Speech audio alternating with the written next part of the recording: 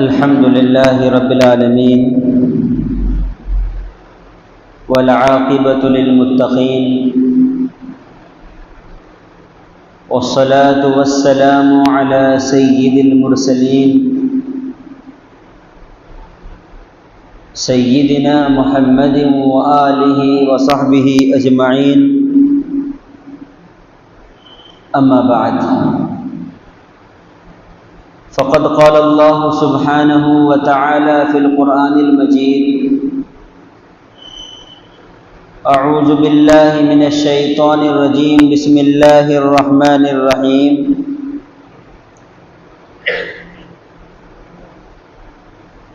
لقد كان لكم في رسول الله أسوة حسنة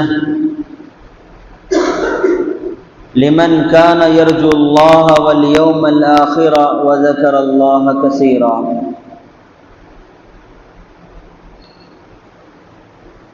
وقال سبحانه وتعالى ما كان محمد أبا أحد من رجالكم ولكن رسول الله وخاتم النبيين وكان الله بكل شيء عليما صدق الله العظيم۔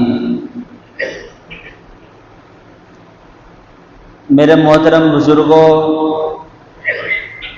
دوستوں، بھائیوں،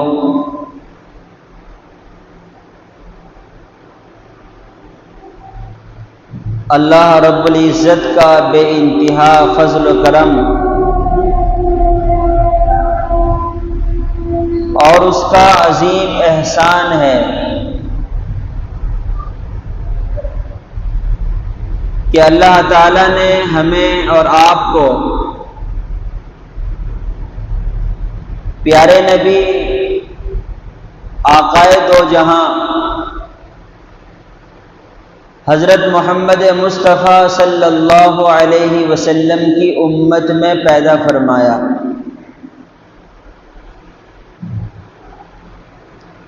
حضور اکرم صلی اللہ علیہ وسلم کو ہمارا نبی اور ہمارا پیغمبر بنایا۔ آپ صلی اللہ علیہ وسلم کو اللہ نے آخری نبی بنایا۔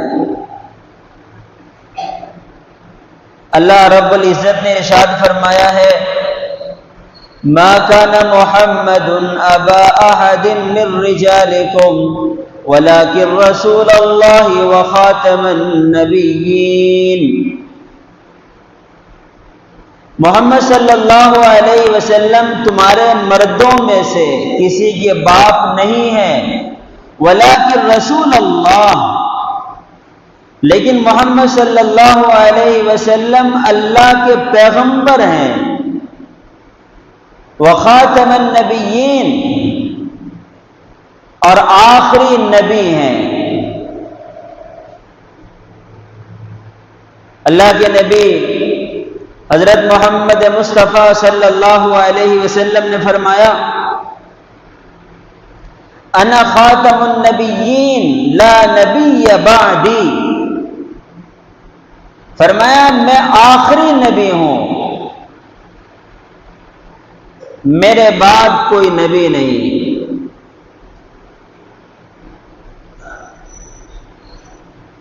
اس پیارے نبی صلی اللہ علیہ وسلم کی امت میں اللہ نے ہمیں پیدا فرمایا، یہ اللہ کا عظیم احسان ہے۔ یہ مہینہ ربیع الاول کا مہینہ ہے۔ اس مہینے کا اسلامی نام ماہ ربیع الاول ہے، اور جب یہ مہینہ آتا ہے تو یہ مہینہ ہمیں پیارے نبی صلی اللہ علیہ وسلم کی یاد دلاتا ہے، اس لیے کہ یہی وہ مہینہ تھا جس میں پیارے نبی صلی اللہ علیہ وسلم کی ولادت باسعادت ہوئی۔ یہی مہینہ تھا جس میں حضور اکرم صلی اللہ علیہ وسلم کی پیدائش ہوئی. یہی مہینہ تھا جس میں حضور اکرم صلی اللہ علیہ وسلم نے اس دنیا کے اندر اپنی آنکھیں کھولی.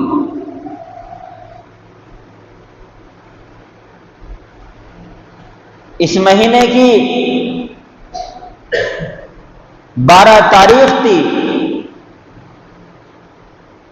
9 تاریخ کا بھی ذکر آتا ہے. بہرحال 9 یا 12 تاریخ تھی. ربیع الاول کا مہینہ تھا اور پیر کا دن تھا. آپ صلی اللہ علیہ وسلم اس دنیا کے اندر تشریف لائے.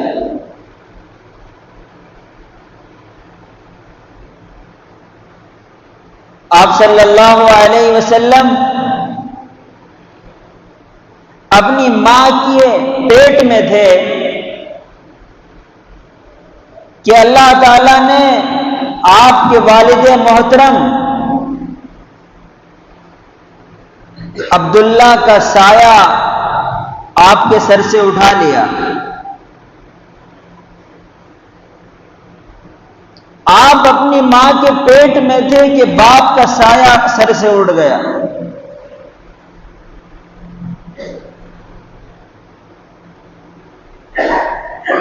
آپ صلی اللہ علیہ وسلم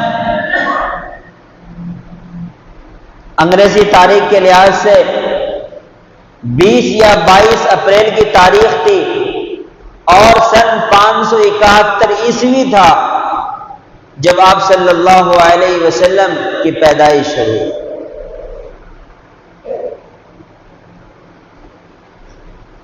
آپ کے دادا نے آپ کا نام محمد رکھا. آپ کے دادا نے آپ کا نام محمد رکھا. کسی نے پوچھا آپ نے ایک ایسا نام رکھا ہے عرب والے یہ نام نہیں رکھتے ہیں. محمد کے معنی ہوتے ہیں تعریف کیا ہوا. آپ نے فرمایا میں یہ چاہتا ہوں اور میں یہ امید رکھتا ہوں کہ میرے اس بچے کی ساری دنیا میں تعریف ہو. میرے اس بچے کی، اس پوتے کی ساری دنیا میں تعریف ہو. زمین پر اس کی تعریف ہو، آسمانوں پر اس کے نغمے ہوں.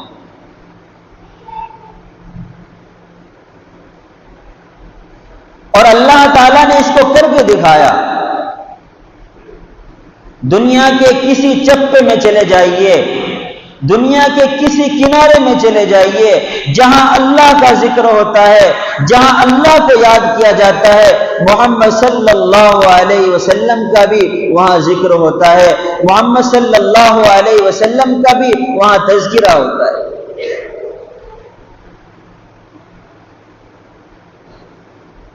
آسمانوں پر آپ کے تعریف کے نغمے ہیں. اذان ہوتی ہے، اشہد ان محمد رسول اللہ، ممبر سے آواز آتی ہے، میناروں سے آواز آتی ہے، اشہد ان محمد رسول اللہ، میں گواہی دیتا ہوں کہ محمد صلی اللہ علیہ وسلم اللہ کے رسول ہیں، اللہ کے پیغمبر ہیں.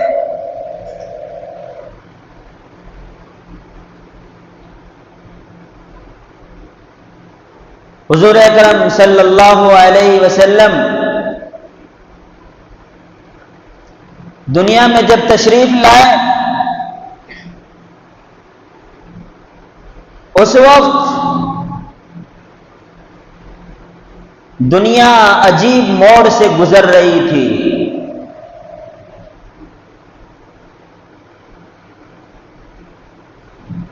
کوئی عیب ایسا نہیں تھا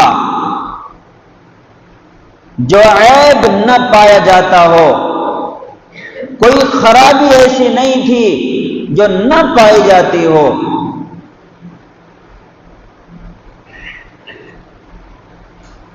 اللہ رب العزت نے اس دنیا پر ترس کھایا اور اس سسکتی ہوئی جاں بلد انسانیت کو اللہ تعالیٰ نے ایک نبی عطا فرمایا، نبی آخر الزمان حضرت محمد مصطفیٰ صلی اللہ علیہ وسلم۔ آپ صلی اللہ علیہ وسلم جوانی کی طرف آپ نے قدم رکھا تو آپ نے تجارت فرمائی اور اللہ نے آپ کی تجارت میں برکت عطا فرمائی۔ آپ 25 سال کے ہوتے ہیں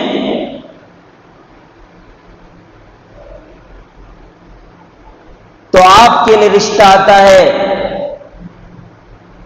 حضرت خدیجۃ الکبریٰ رضی اللہ تعالی عنہا کا۔ آپ 25 سال کے ہوتے ہیں، خدیجہ رضی اللہ عنہا 40 سال کی ہوتی ہیں۔ آپ صلی اللہ علیہ وسلم نے ان سے نکاح فرمایا اور اللہ کی شان دیکھیے کہ اللہ تعالیٰ نے آپ صلی اللہ علیہ وسلم کو جتنی بیٹیاں عطا فرمائے، بیٹے عطا فرمائے، سوائے ابراہیم کے اللہ تعالیٰ نے ساری اولاد آپ کو حضرت خدیجہ رضی اللہ تعالی عنہا سے عطا فرمائی۔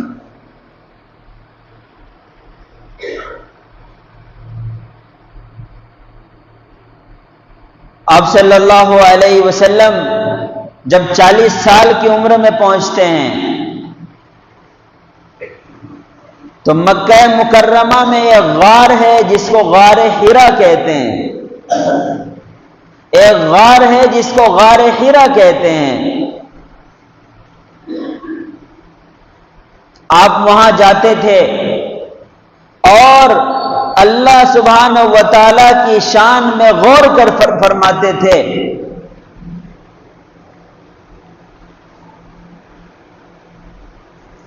آپ صلی اللہ علیہ وسلم کئی رات اس میں گزار دیا کرتے تھے۔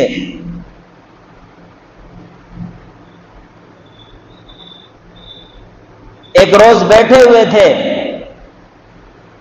دھیان لگائے ہوئے تھے اللہ کی طرف، ایک فرشتہ آتا ہے جبریل امین اور فرشتہ کہتا ہے اقرا، آپ پڑھیے۔ آپ صلی اللہ علیہ وسلم نے فرمایا ما انا بقارئ، ما انا بقارئ، میں پڑھا ہوا نہیں ہوں، مجھے پڑھنا لکھنا نہیں آتا۔ فرشتے نے آپ صلی اللہ علیہ وسلم کو اپنے سینے سے لگایا اور آپ کو بھیجا، پھر کہا اقرا، آپ پڑھیے۔ آپ نے فرمایا ما انا بقارئ، میں پڑھا ہوا نہیں ہوں۔ فرشتے نے پھر سینے سے لگایا، آپ کو دبایا، پھر کہا پڑھیے۔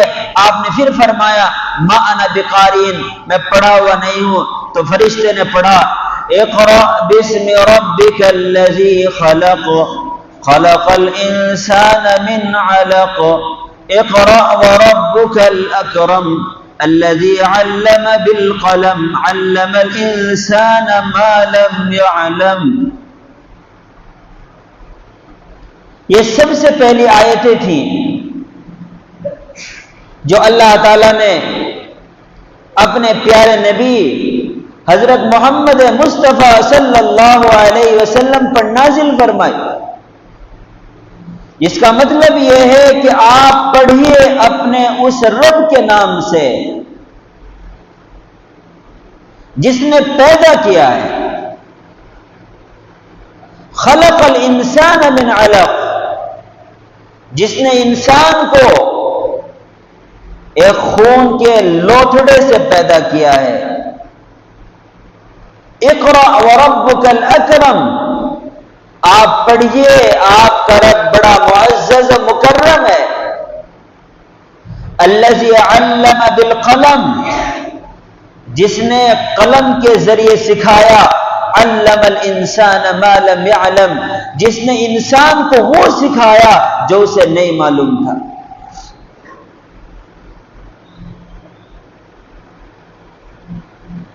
حضور اکرم صلی اللہ علیہ وسلم اپنے گھر تشریف لاتے ہیں، اپنی زوجہ مطہرہ حضرت خدیجۃ الکبریٰ رضی اللہ عنہا سے فرماتے ہیں، زملونی زملونی، مجھے چادر اڑا دو، مجھے چادر اڑا دو۔ زوجہ مطہرہ نے پوچھا، آخر کیا واقعہ ہے، کیا پریشانی ہے؟ آپ صلی اللہ علیہ وسلم نے پورا واقعہ سنایا، ایسا ایسا میرے ساتھ آج ہوا ہے۔ تو حضرت خدیجۃ الکبریٰ رضی اللہ تعالیٰ عنہ نے فرمایا، آپ کو تسلی دی۔ بخاری شریف حدیث شریف کی ایک بڑی کتاب ہے، اس میں یہ واقعہ مذکور ہے۔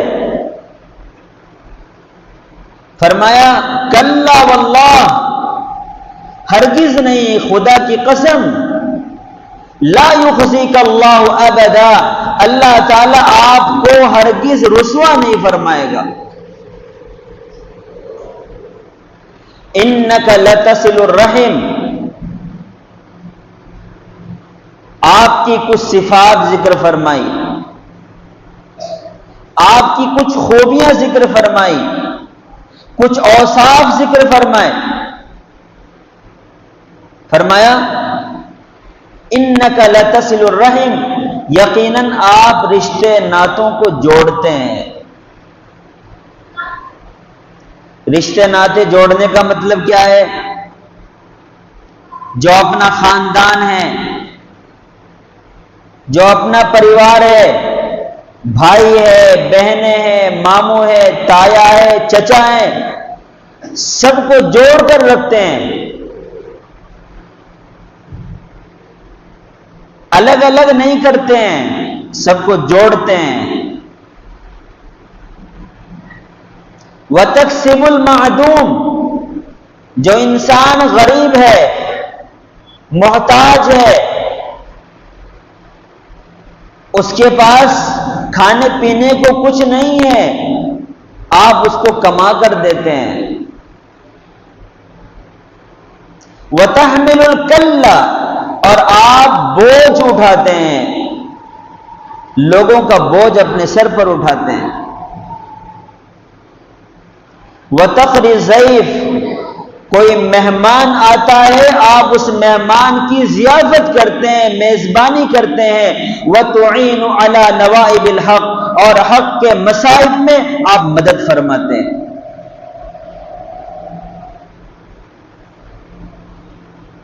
عزیز بھائیو، پھر حضرت خدیجہ رضی اللہ تعالی عنہ حضور اکرم صلی اللہ علیہ وسلم کو ورقہ بن نوفل کے پاس لے کر گئیں اور ان سے یہ واقعہ سنایا۔ تو ورقہ بن نوفل جو واقف تھے انجیل کے، جو واقف تھے تورات کے، اور جنہوں نے نبی اکرم صلی اللہ علیہ وسلم کی علامتیں پڑھ رکھی تھی، ان کی نشانیاں پڑھ رکھی تھی جو کتابوں میں مذکور تھی، انہوں نے فرمایا، دیکھ کے پہچان لیا کہ آپ نبی ہیں، اور بتایا کہ آپ کے پاس وہی فرشتہ آیا تھا جو فرشتہ حضرت موسیٰ علیہ السلام کے پاس آیا تھا، اور فرمایا کہ ایک دن ایسا آئے گا کہ آپ کو آپ کی قوم یہاں سے نکال دے گی، اگر میں اس وقت تک زندہ رہا تو میں آپ کی خوب مدد کروں گا۔ بہرحال قصہ مختصر یہ کہ حضور اکرم صلی اللہ علیہ وسلم اللہ کے پیغمبر بن گئے، اللہ کے نبی بن گئے، تو آپ صلی اللہ علیہ وسلم کو اللہ نے حکم دیا کہ اے نبی آپ دعوت کا کام کیجئے، آپ رسالت کا کام کیجئے اور آپ لوگوں کو اللہ کی طرف بلائیے۔ یا ایھا الناس قولوا لا الہ الا اللہ تفلحوا، اے لوگو اس بات کو مان لو، اس بات کو کہہ لو کہ اللہ کے سوا کوئی معبود نہیں، کوئی پالنہار نہیں، کوئی کارساز نہیں، اللہ کے علاوہ کوئی معبود نہیں، اس بات کو مان لو تفلحوا، تم سب کامیاب ہو جاؤ گے۔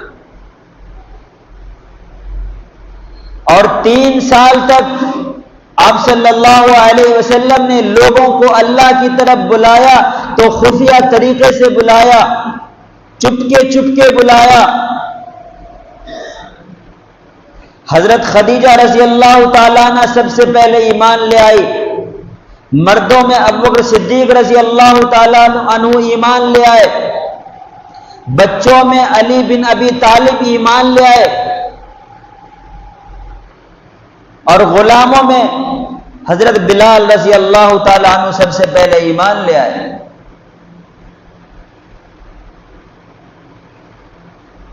اور مکہ مکرمہ میں تقریباً 13 سال آپ کے گزرے ہیں، نبی بننے کے بعد 13 سال گزرے، جس میں آپ صلی اللہ علیہ وسلم نے لوگوں کو اللہ کی طرف بلایا اور لوگوں نے آپ کو آزمائشوں میں ڈالا، پریشانیوں میں ڈالا، تکالیف میں ڈالا، آپ کو ستایا، آپ کے صحابہ کو ستایا، لیکن آپ صلی اللہ علیہ وسلم ڈٹے رہے، جمے رہے، برداشت کرتے رہے، لوگوں کو اللہ کی طرف بلاتے رہے، اس امید میں کہ لوگ ایمان لے آئیں اور لوگ جہنم سے بچ جائیں۔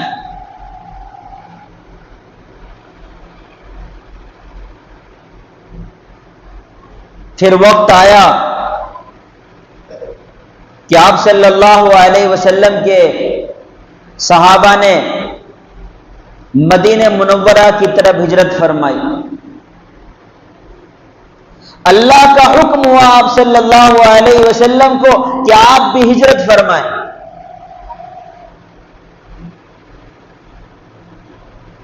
آپ نے سفر ہجرت فرمایا، غار ثور میں 3 روز ٹھہرے رہے۔ مشرکین مکہ نے آپ کا پیچھا کیا، ایک تھے سراقہ بن مالک بن جوشم جو مکے کا بہادر شخص تھا، اس نے آپ کا پیچھا کیا۔ اللہ تعالیٰ نے اس کے گھوڑے کو دھنسا دیا، اس نے اللہ کے نبی سے معافی مانگی تو اللہ نے اس کو نجات عطا فرمائی، اور اللہ کے نبی نے پوچھا کہ سراقہ کس ارادے سے آیا ہے، تو سراقہ نے بتایا کہ میں اس ارادے سے آیا تھا۔ تو اللہ کے نبی صلی اللہ علیہ وسلم نے فرمایا اس کے ہاتھوں کو دیکھ کر کہ سراقہ آج تو مجھے پکڑنے کے لیے آیا ہے 100 اونٹ کے لالچ میں، لیکن میں تیرے ہاتھ دیکھ رہا ہوں، ایک روز ایسا آئے گا کہ کسرا کے کنگن تمہارے ہاتھوں میں ہوں گے۔ کسرا ایران کا بادشاہ تھا، ایک روز ایسا آئے گا کہ اس کا تاج ہمارے قدموں میں ہوگا، اس کے کنگن تمہارے ہاتھوں میں ہوں گے۔ میرے بھائیوں، اللہ تعالیٰ نے اپنے نبی صلی اللہ علیہ وسلم کے اس وعدے کو پورا فرمایا۔ عمر فاروق کا دور آیا رضی اللہ تعالیٰ عنہ، ایران فتح ہوا، سراقہ بن مالک کے پاس سراقہ بن مالک کو تلاش کیا گیا، ایران کے بادشاہ کا تاج، اس کے کنگن آئے۔ سراقہ بن مالک کو عمر بن خطاب رضی اللہ تعالیٰ عنہ نے بلایا، اس کے ہاتھ میں کنگن پہنائے اور فرمایا کہ تمام تعریفیں اس اللہ کے لیے ہیں تمام تعریفیں اس اللہ کے لیے ہیں جس اللہ نے اپنے نبی صلی اللہ علیہ وسلم کے وعدے کو سچ کر دکھایا۔